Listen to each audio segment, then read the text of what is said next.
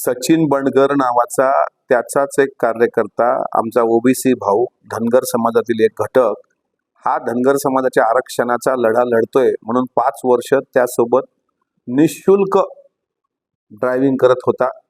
आणि या हाक्यानी आमिष दिलं होतं की मी तुझ्या पत्नीला नोकरीवर लावून देणार. त्यांच्याकडून त्यांनी आर्थिक व्यवहार पण केला हाक्यानी. आणि हे मी नाही सांगत, हे हाक्यासोबतच राहणाऱ्या सचिन बंडगरांनी काही मिनिटांपूर्वी मीडियाला सांगितलेलं आहे. त्यामुळे ओबीसीच्या टाळूवरचं लोणी खाणारा हा किती दळभद्री आणि किती नालायक असावा, हा किती नकली असावा, किती बदमाश असावा, हे सिद्ध परत एकदा झालंय. त्यामुळे हाक्याकडून त्या गरीब ड्रायव्हरचे पैसे तर आम्ही वसूलच करू, पण त्याला आम्ही 12-24 तासाचा अल्टिमेटम दिला होता माफी मागण्याचा. त्याला अजूनही त्याबाबत पश्चाताप नाही किंवा त्याला थोडीही लाज वाटत नाही.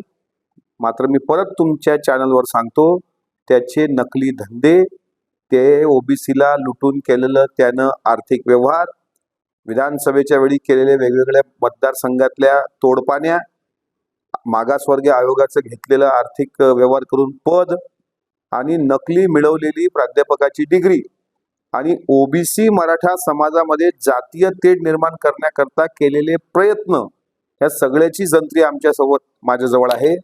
हा भुंकला कुत्रा की मी दुसऱ्याच मिनिटाला सांगेल, यांनी अजूनही माफी मागितली नाही.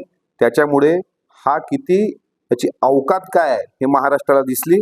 आणि त्याच्या ड्रायव्हरनी त्याची अवकात दाखवलेली आहे. त्याच्या ड्रायव्हरच्या परिवाराला, भावाला आणि त्यांच्या पत्नीला धमक्या देण्याचं हा काम करतोय. हनुमंत म्हणून त्यांचं एक सहकारी आहे, त्यांना पण धमक्या देण्याचं काम करतोय. मी तुम्हाला सांगतो, आम्ही त्यांच्या सोबत आहोत. महाराष्ट्रातली सामाजिक चळवळ त्यांच्या सोबत आहे, अख्खी भीम संघटना त्याच्यासोबत आहे. सचिन बंडगरच्या केसाला जरी धक्का लागला, त्या हाक्याचे नकली केस त्याच्याच हातात देऊ आणि त्याच्याच घशात त्याचे दात घालू, एवढं मात्र त्यांनी ध्यानात ठेवावं. एबीपी माझा, उघडा डोळे बघा नीट.